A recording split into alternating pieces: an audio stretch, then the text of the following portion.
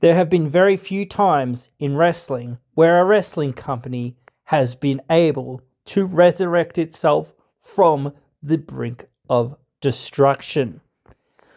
TNA has done a great job in resurrecting itself. Yes, we agree that it isn't back to the point at which it was. Nothing has gotten back to the point at which it was at its peak back in the 90s or early 2000s or even mid 2000s. But TNA has become a phoenix from the ashes, and it has rebuilt itself.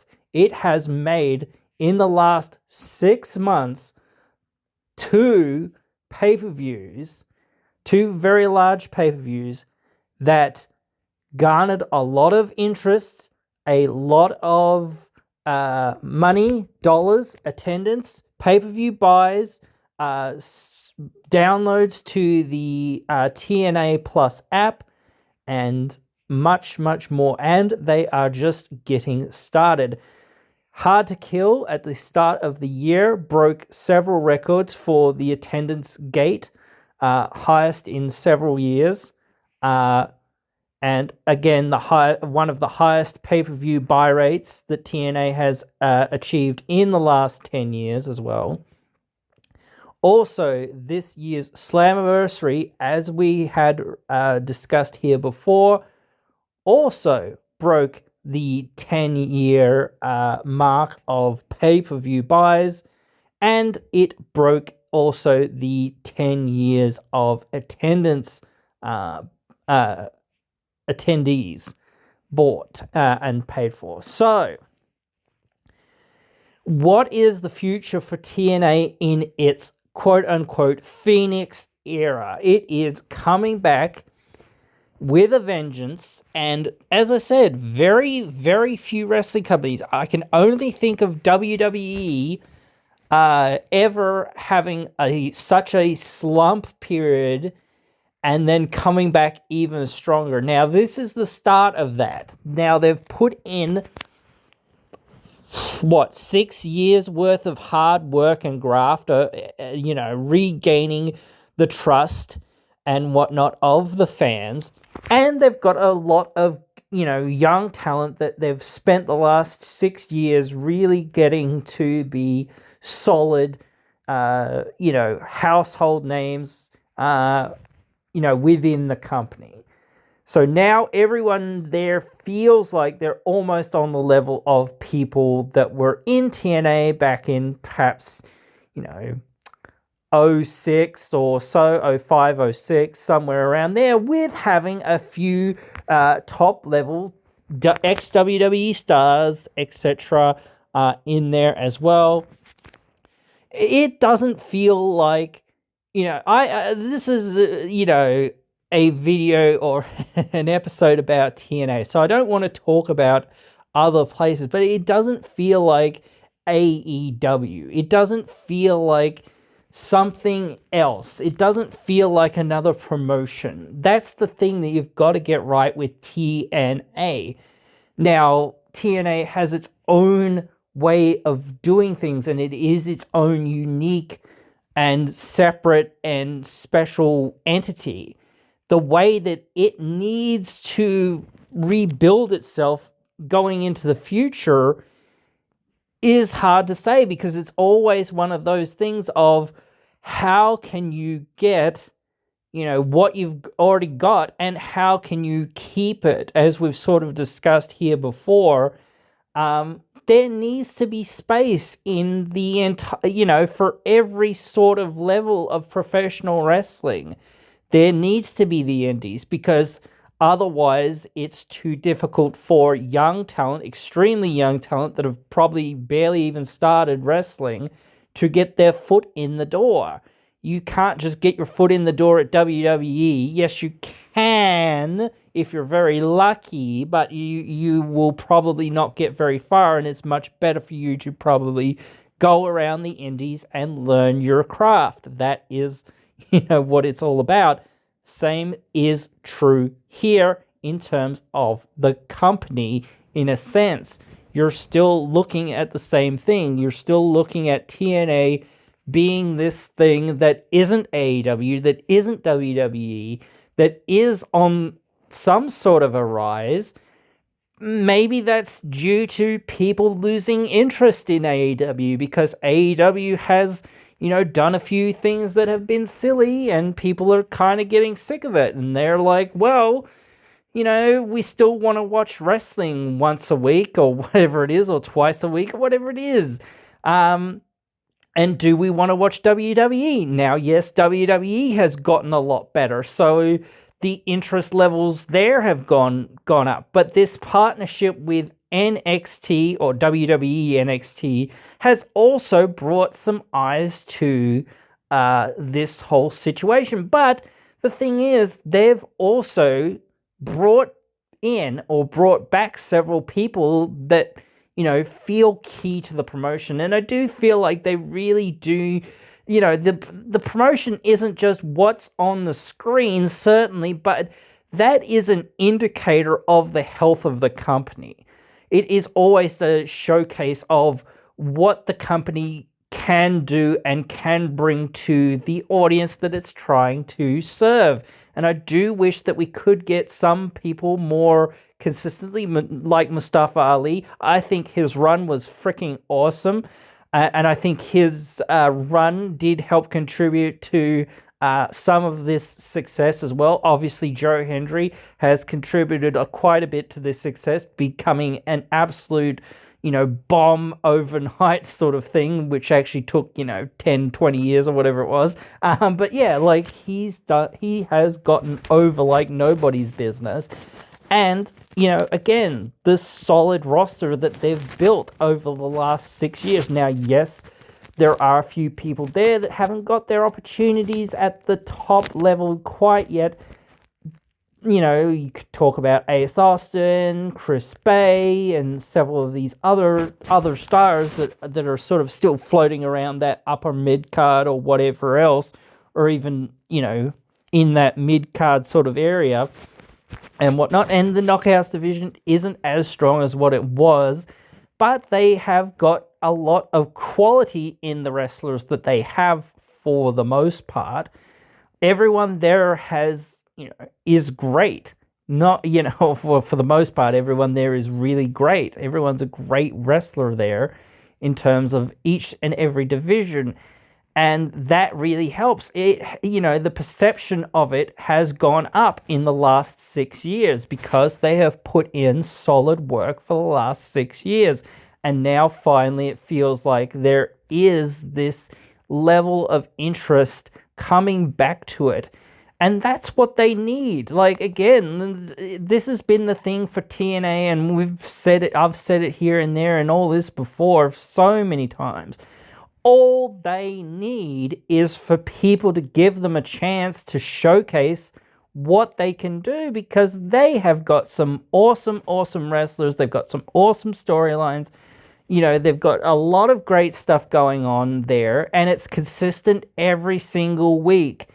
Yes, there are some times that a segment or a wrestler or whatever flops or whatever else, but for the most part, that doesn't really happen a lot, really.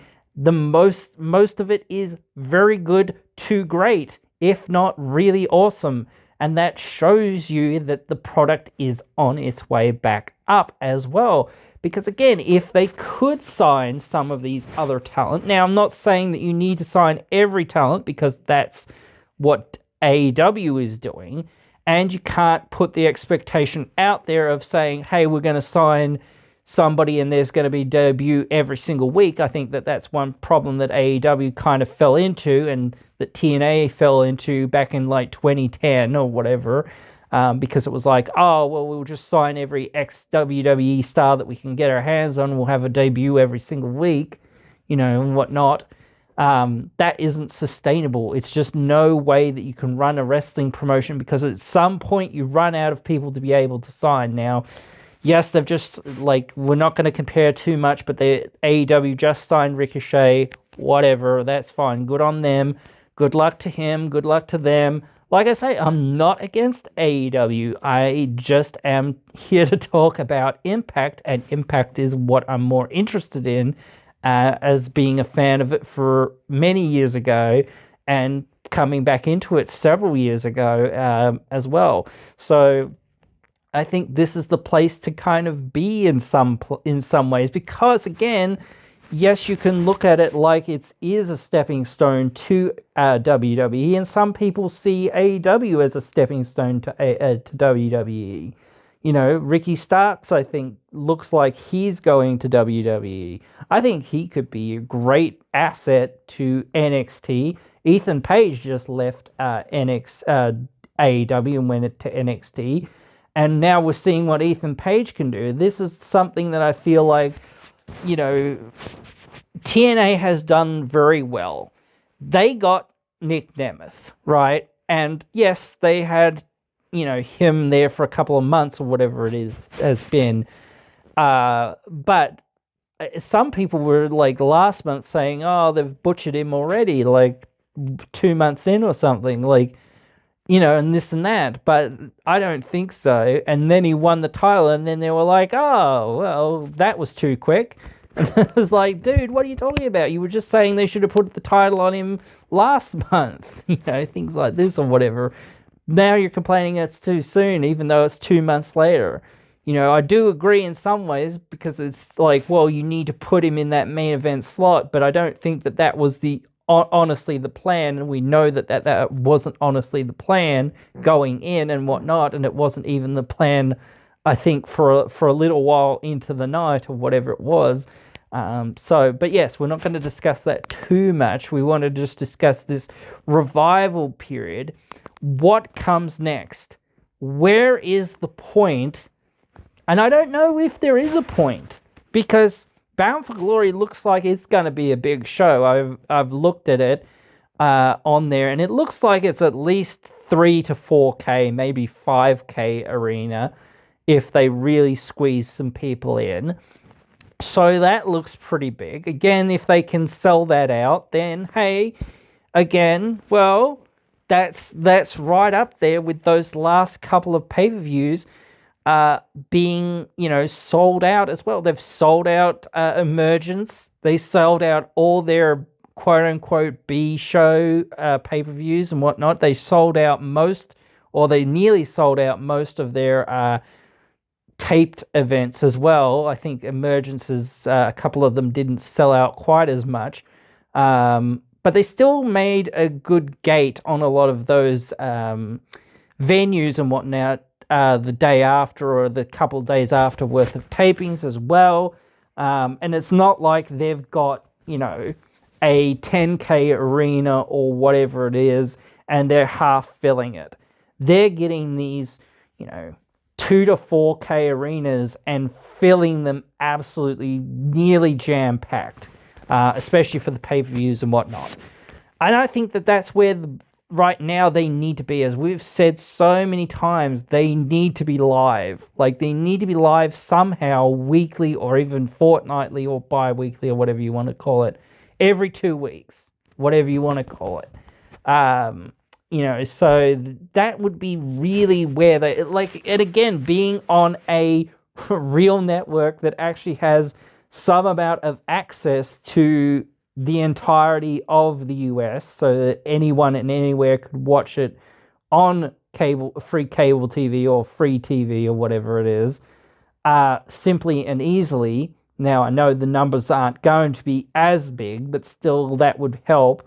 But again, like, or having, you know, Access TV being actually available to basically everyone, that, or people getting off their high horses and actually getting, you know, hey, YouTube on your TV or TNA Plus on your TV, because you can get it if you have a smart TV. What? Do that. Then you don't have to figure out this stuff and whatnot. And certainly things are moving more into that area of streaming things anyway. So why not? Again, that's, you know, like, obviously you still need TV as well, I think, and you still need a decent TV, but I think that the liveness would help that out. Because again, when you tape, as we said, when you tape things and people know the results, well, now the interest is at least half of what it was. Because now, half the people can just like go on there and see, hey, what were the results? Okay, cool. Those were the results, even for the next 3 weeks or whatever it was. The further you tape out, the worse it is in a lot of regards. But they know what position they're in. They know where they're at on what network they're on and whatnot. So they know what it's going to be. And it's going to be pretty consistent. And they still get better numbers than New Japan does. Especially since, well, New Japan, they just run their pay-per-view replays effectively and whatnot. So again, where is all these things? Like, what is the next step? How do they get to that next level? What is that next level? All that sort of stuff. That is I don't think the $1 million question, but it is sort of that $1 million question.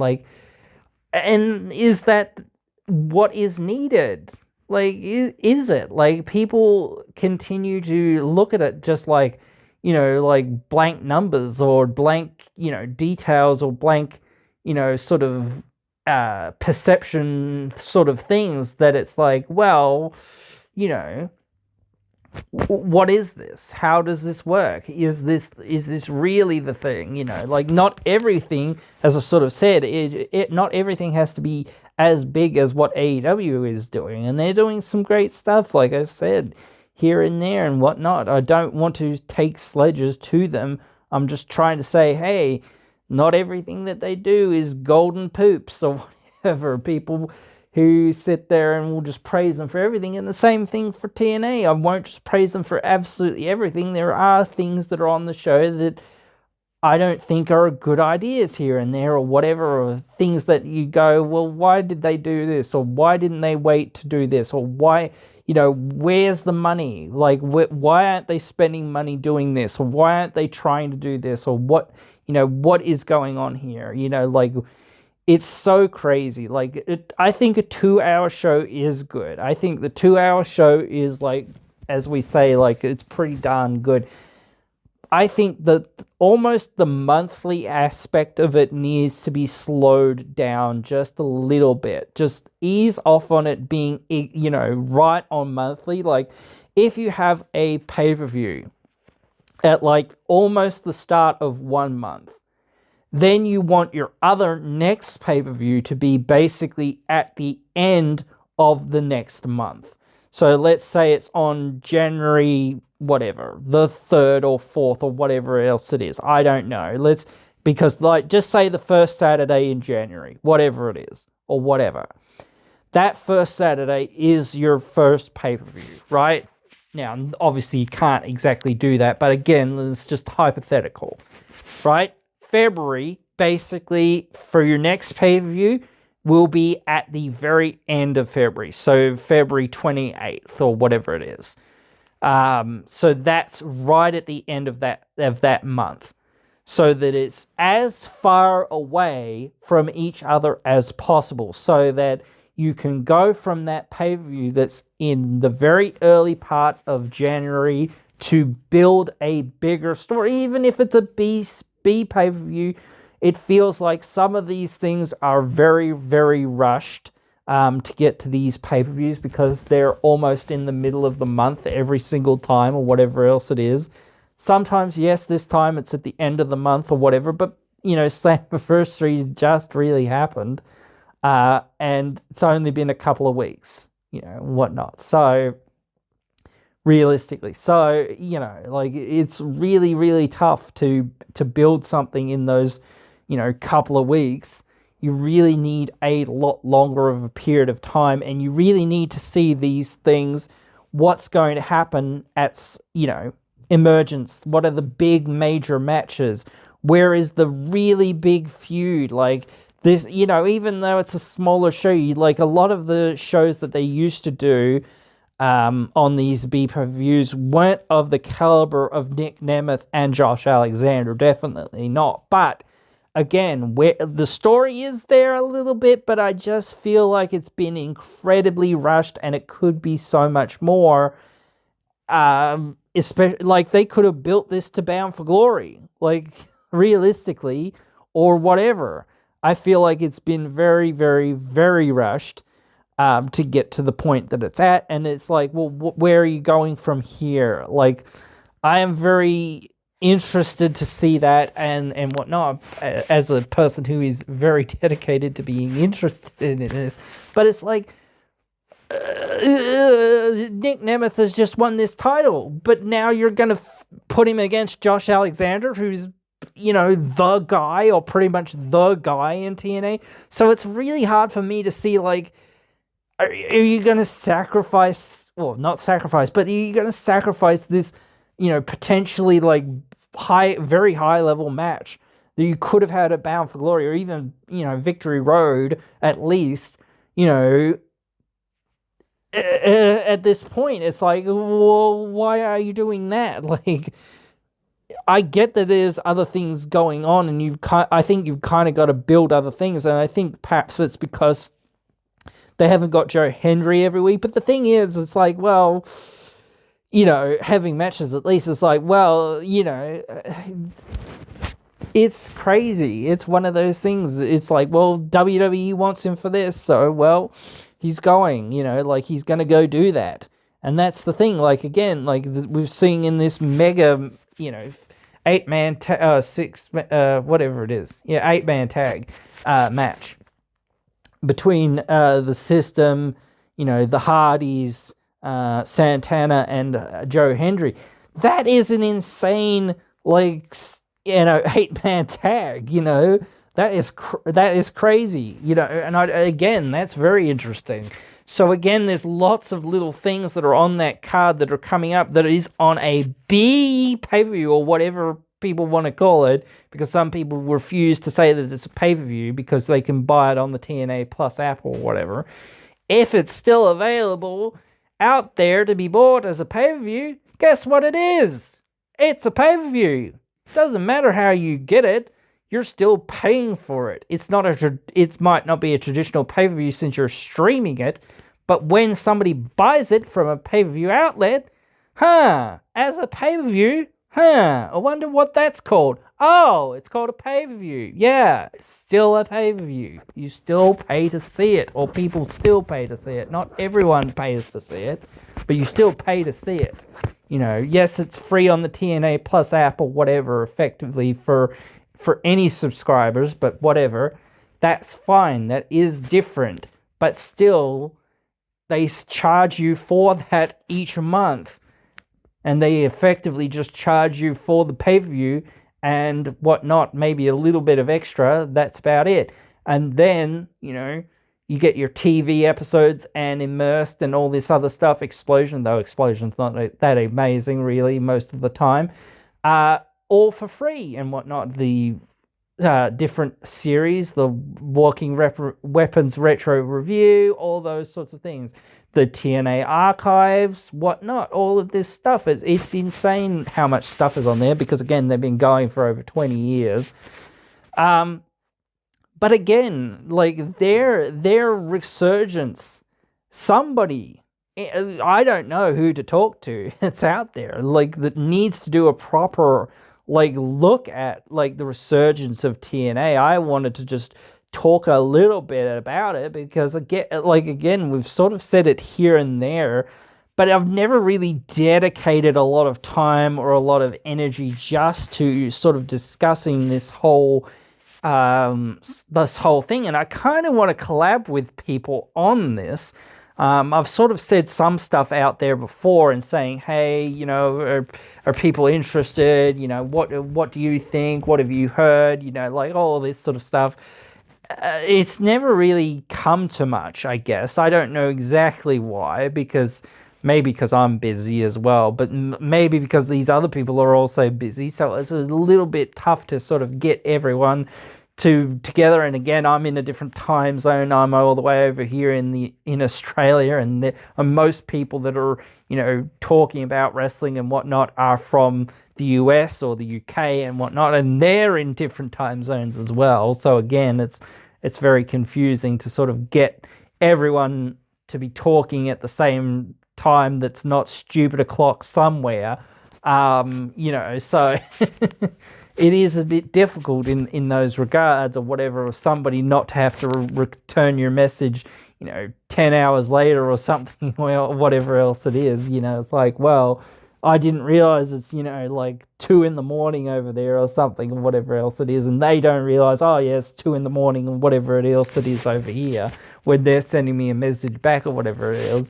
But yeah, that's the case, sometimes, or whatever else it is, like that's the way it is, But yeah, I really do want to discuss this sort of stuff. I really think that, TNA, their position as the quote-unquote number 3 or number 4 in the world, and definitely number 3 in the US, is like, that's fine. I think people need to get over this idea that TNA needs to be number 2 or whatever else, or it needs to be number 1 or whatever. They should try to be the best that they can be. That's true, absolutely, 100%. I agree with that.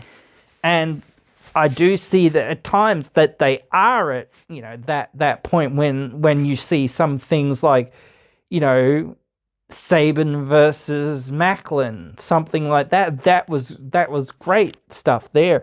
And yes, it really was a story in of itself. It wasn't really well told because there wasn't really a great package for it. But if you had been a dedicated fan who had been paying attention, you would have known what sort of was going on there. The sort of story was told on commentary pretty well, but without that context, it was a little bit lesser for the audience unless you're a real hardcore fan. But again, a lot of those fans that go over there every single time that it's on, and they only have to go there, whatever it is, twice in a month. But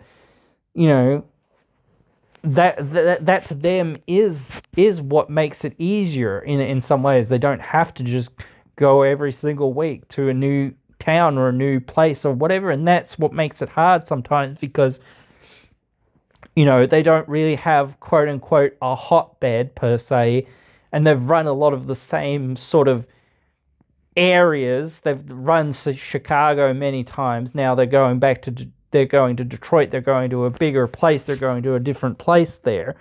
But hey, they've got some interesting stuff going on here and there. The first time that they're going back to Texas for ages, and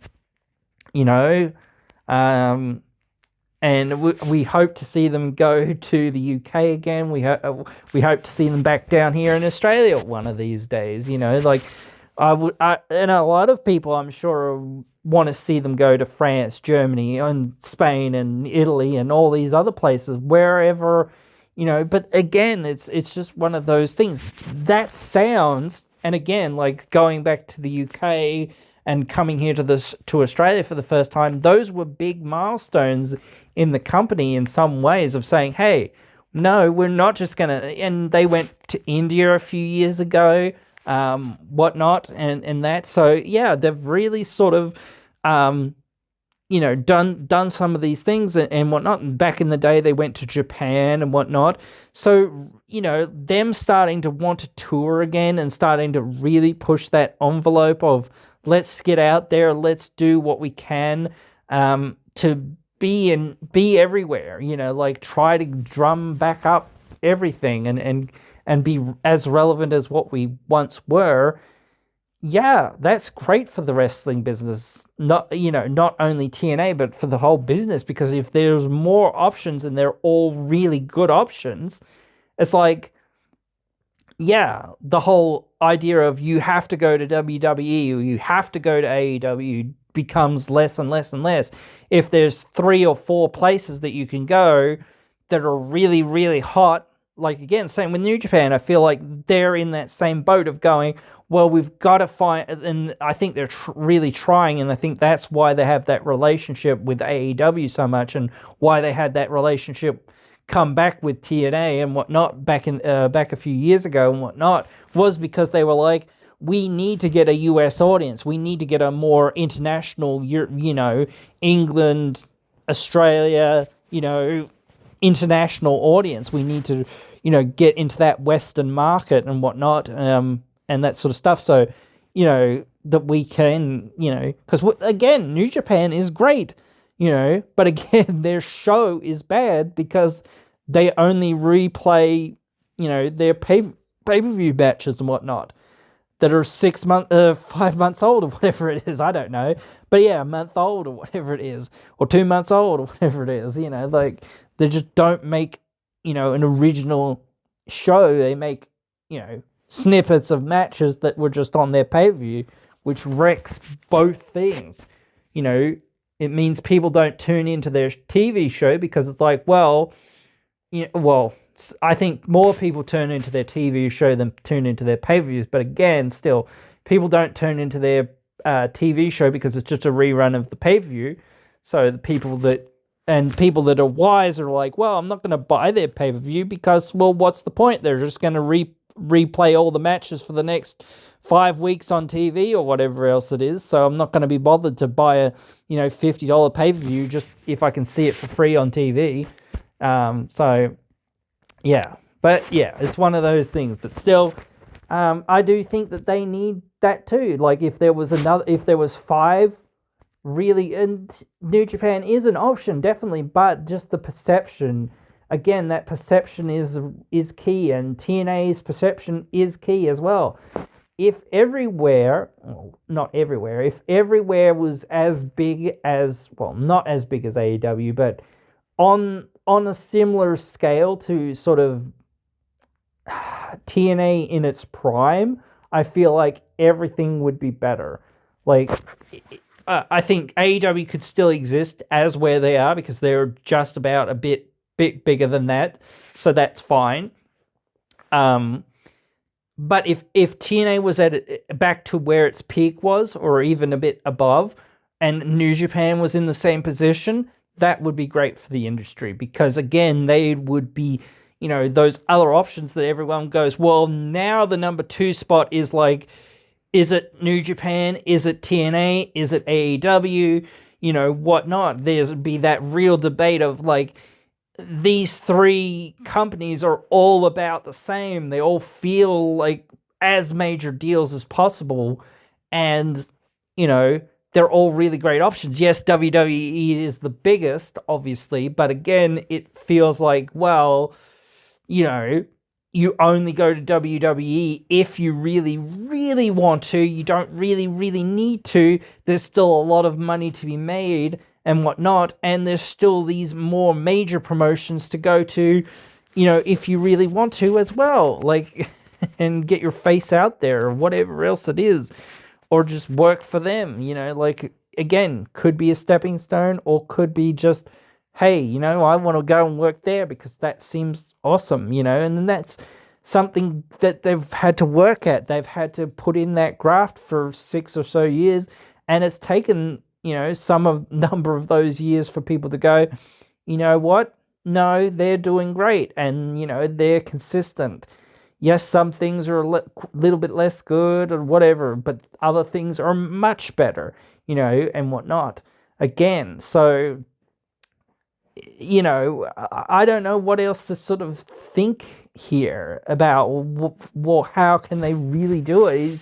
It's so hard. They really just need something to catch fire, and for them, like, it's almost like if they could have something at Bound for Glory where Joe Hendry wins the title. I don't know if this can happen, but I don't think it makes any sense for him to win the title at this year's Bound for Glory. But I do feel like if he were to win the title at Bound for Glory or something big like that, that it would get people to go, well, holy crap, or whatever. Or even, again, same thing, like if Nick Nemeth or whoever else it was, if TNA's world champion was on NXT, what the heck are we talking about? Or if NXT's champion was on TNA, like, again, I know Jordan Grace was over there in NXT, you know. So when is Roxanne coming back over to TNA? Like, you know, that's the thing, like, that I've felt like with this WWE relationships thus far. And I will say thus far is that no one really major has come from NXT or WWE to TNA. A lot of major people from TNA have gone to WWE, but no one major has come from, WWE side to TNA. Maybe you could argue Wesley, but I don't know. It's hard to say. That's a little bit on the edge there, I guess, in terms of that, because he was a TNA star and he really made his name in TNA. Yes, he's been making his name slowly in WWE and whatnot, and he's just started to, turn up the gas on that a little bit more with this heel turn and whatnot, and he's starting to get really, really good out there and reactions and whatnot. But that also helps with working with great opponents like Joe Hendry and whatnot, because again, he's just got absolute heat, for people. Like, they absolutely love him and whatnot. So it's easy to get that heel heat out there against him. So it gives you something really easy to work with and can, give you a lot of good legitimacy and whatnot out there to even be, featured alongside him and whatnot in that regard. When he is thought of as being potentially one of the next, John Cena's in some ways or whatever, and that's crazy that, and they had LA Knight a few years ago and whatnot. But just to think that this is almost the next LA Knight right here or whatever, sort of that sort of level of superstar right in TNA right now. And I know his contract's up in a year or so, whatever else it is, and people are, salivating at him, as I sort of said, going to WWE, the end of that, or him having his contract bought out somehow, or whatever, and all of this and whatnot. But yeah, like, that's all, not all, but, it's all the work that TNA has done. They gave him that digital media title run. They gave him that platform that he's been using. They've given him all the opportunities and all the main events. They could have not tried to pull the plug on him or whatever, or, not said no to him, going out and trying to do his own thing and get his, music to blow up, which it did. It's like they could have said no to that or whatever. They could have said no to him, going and promoting himself. But this is what real world champions and real draws to a promotion need to do. They need to get themselves out there. And I think that that's really what Joe Hendry, in a sense, is actually doing. He's kind of just using this to help himself build momentum so that he can get to be, so ingratiated by the people over there to say, hey, I'm going to go and try and win the TNA title now. Go and see me do it, and whatnot.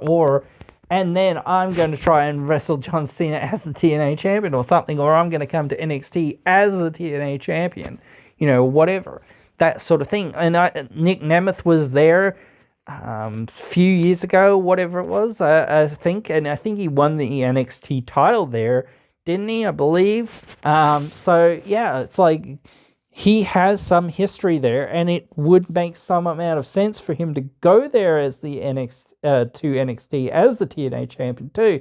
So it's not like the worst scenario. And I think Ethan Page, despite some of the more personal issues that I have with him and what he's said here and there on Twitter and whatnot and that sort of thing, or in interviews or whatever else it is, I think he's a great heel champion, and I think he's, he was underutilized in AEW, and WWE has gone, let's give you the ball and see what you can do. And they've gone, holy crap, this guy's hot.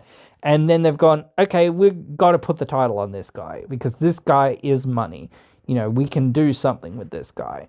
Or we can, make stuff happen around him. Plus, we've got Joe Hendry. Plus, he's really big money and whatnot. So, again, all the things are sort of falling in place for good things to be kind of happening there, and it's sort of revolving around an ex TNA star.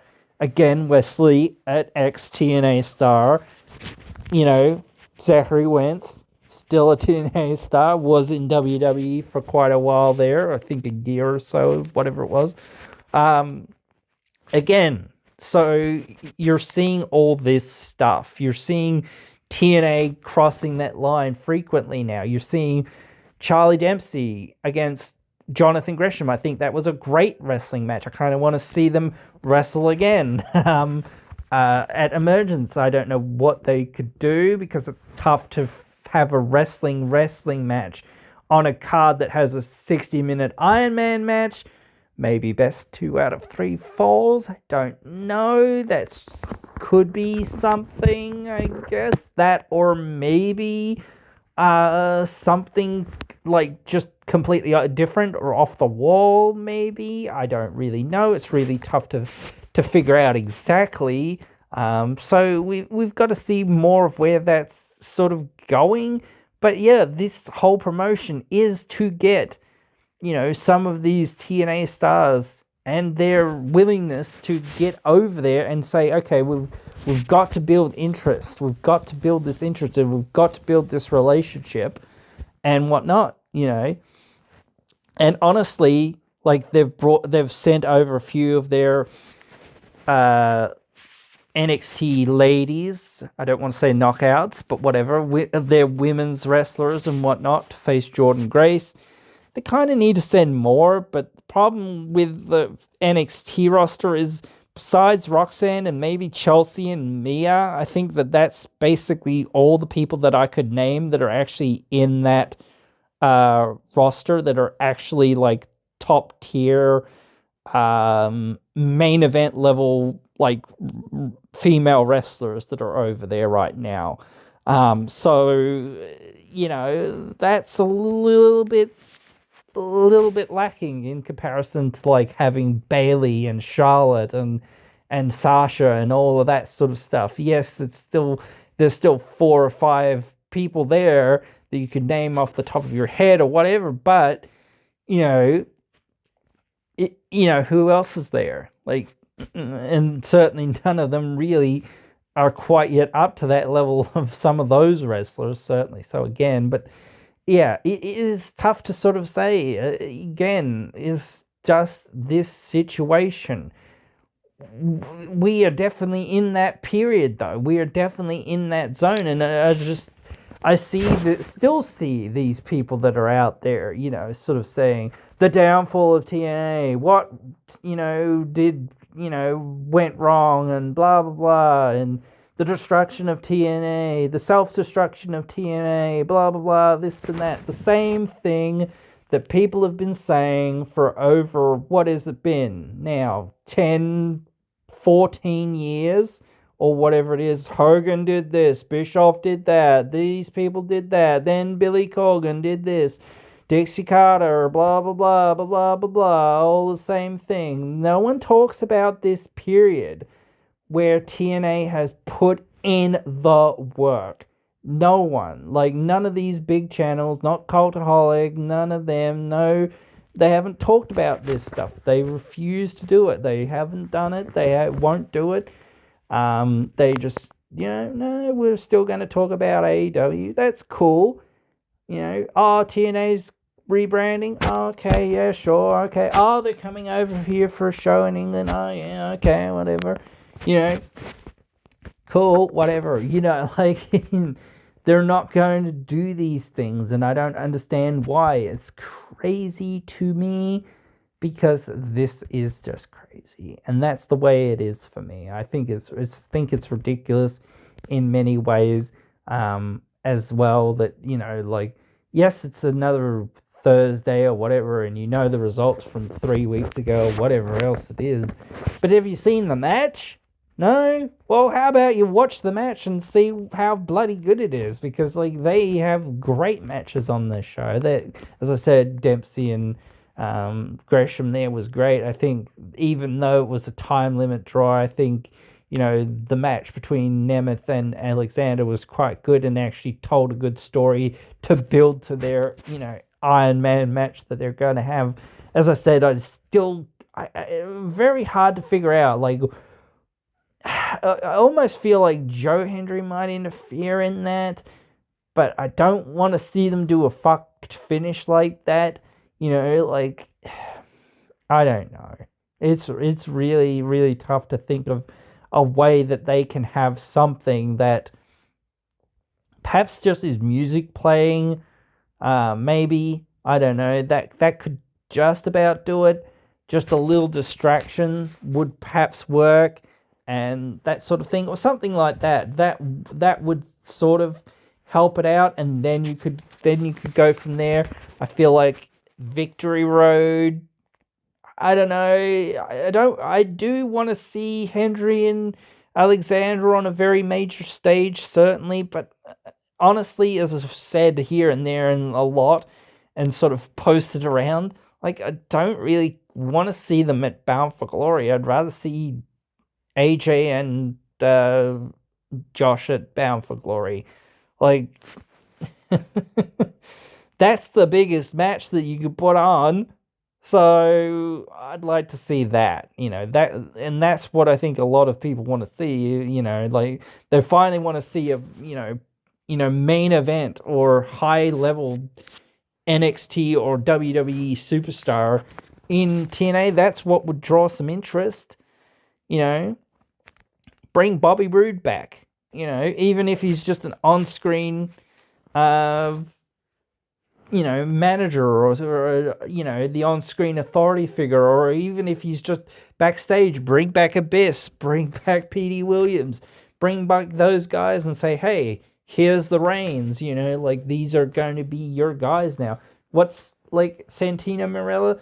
Like, he's not a TNA guy, and he's never has been. Like, he's come there and done stuff and whatnot, and he's helped them out here and there and whatnot, but again, it's not like he has a big history with them or anything like that. So, it's like, he has not really that much to do with TNA. He's a great character and whatnot, but or a great goof of a character, and he knows that, like. But still, it's just one of those things. The ebb and the flow of things, and maybe the next pay-per-view, we'll have to wait and see. But again, Emergence is already nearly sold out. But yeah, Victory Road's right there, and then Bound for Glory is right after that. So again, it's like, well, why wouldn't they? Why wouldn't they sell out these arenas? Like, I haven't looked at how Victory Road is selling. But I know that the Bound for Glory already has had its pre-sale, and they've already sold like a couple hundred tickets, if not 1,000 tickets already.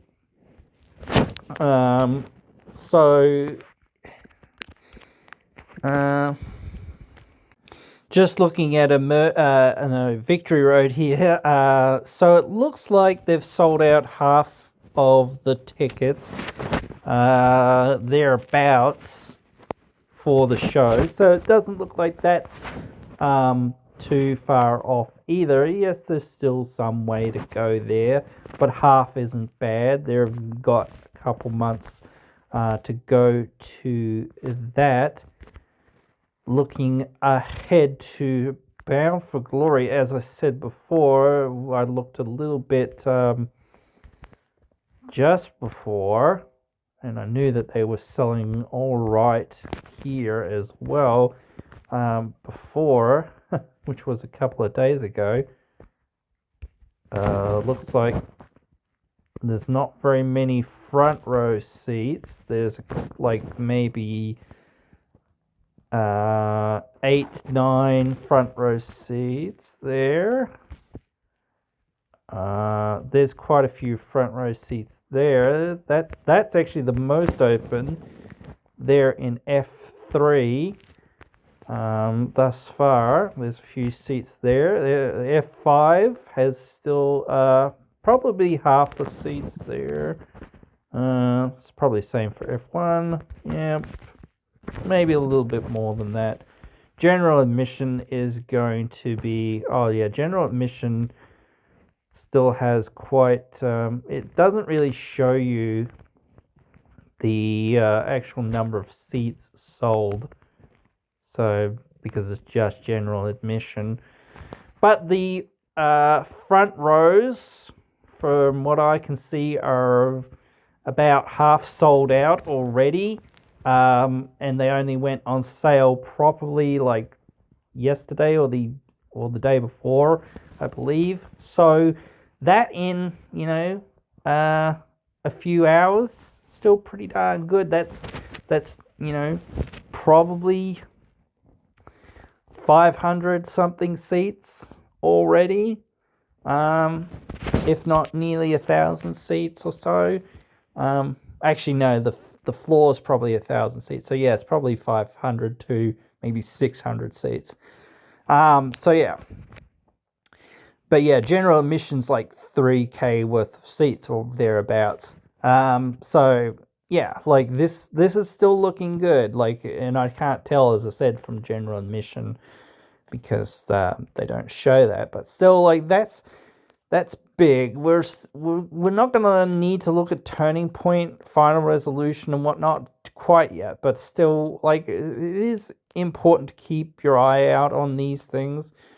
They don't have tickets for final res up yet, which is a bit odd. They don't have their December 14 tapings up. They have turning point tickets up. So we can I'll just, while I'm here and seeing how their ticket sales are going, I'll have a quick look at just seeing sale ends, about sales, about. I need to see the map. Where's the map? View terms and conditions. No. Share event. Ask a question.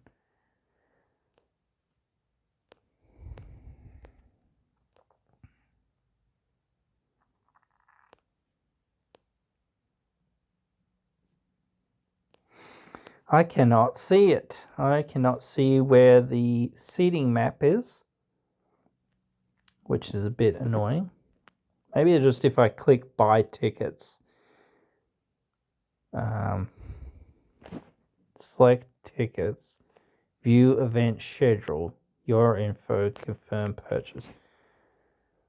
It doesn't show view event schedule, your info, select tickets, view event.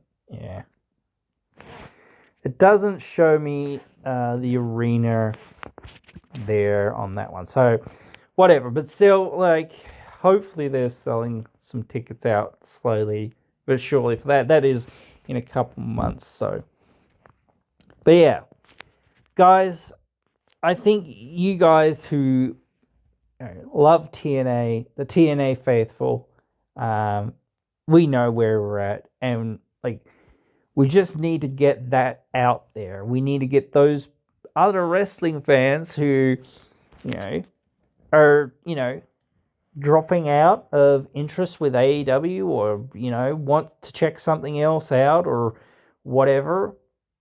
Come check TNA out or give it a chance. Like, that's the thing. That's all. Like, if you don't enjoy it and it's not for you, that's something different of saying, well, I just won't watch it because I keep hearing people say it's crap, or I never hear anything about it, or whatever, whatnot, or all I hear is the same stuff that I've been hearing for the last 10 years or whatever it's been, 10, 15 years, whatever. So yeah, again, we just need to get somehow that out there somehow, and get more positivity in the company. So we all have to work towards that, and I hope we can do it. So I hope you guys have enjoyed this one, and I hope you guys will join me again in another one.